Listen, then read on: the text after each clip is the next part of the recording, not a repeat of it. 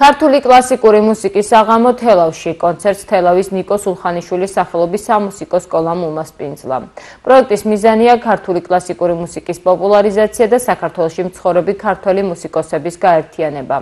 საკონცერტო სერიების მხარდამჭერია საქართველოს კულტურის სამინისტრო და ქალაქ თბილისის მერია. კლასიკური მუსიკის საღამოები 2024 წელს დაფუძნდა. ქართული კლასიკური მუსიკის საღამოების ფარგლებში კონცერტები მთელი წლის განმავლობაში ჩატარდება თელავში, ქუთაისში, ბორჯომში, ბათუმსა და სენაკში. პროექტის დასკვნითი საღამო თბილისის კონსერვატორიაში 5 დეკემბერს გაიმართება.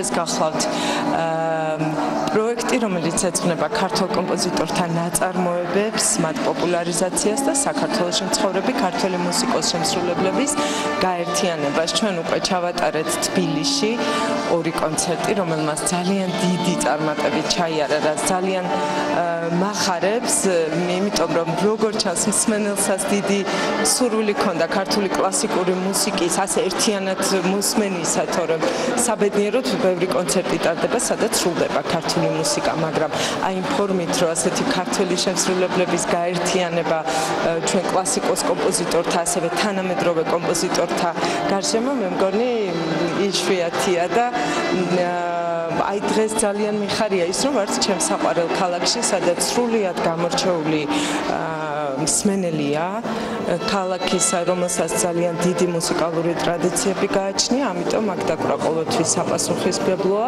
უმნიშვნელოვანესია ასეთი ღონისძიებების ჩატარება და ძალიან მიხარია, რომ მთელი წელი გაგრძელდება ეს ფესტივალი არა მხოლოდ თბილისში, არამედ სხვადასხვა ქალაქებში, მთელი საქართველო იქნება ჩართული და ეს პროექტი მოიცავს სხვადასხვა ჟანრს, გაცოცხლდება ძველი კომპოზიტორების ნაწარმოებები და ასევე რაც არ შესრულებულა საქართველოში და ასევე გვაერთიანებს ყველა ქართველ აქ მცხოვრებ მუსიკოსებს, თათალიჩელი და ძალიან მიხარია, რომ წინა წლიდან მოყოლებული წელსაც ჩატარდა ეს ფესტივალი და ვიმედოვნებ, რომ მომავალშიც გაგრძელდება.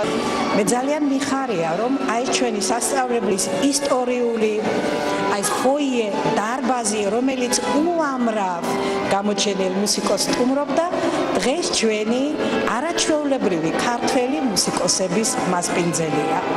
მიხარია, რომ ეხლა გაიარეს ბავშვებმა და მიხარია, რომ ძალიან ბევრი ბავშვი ესწრება ამ კონცერტს და დაინტერესებულია ქართული მუსიკით.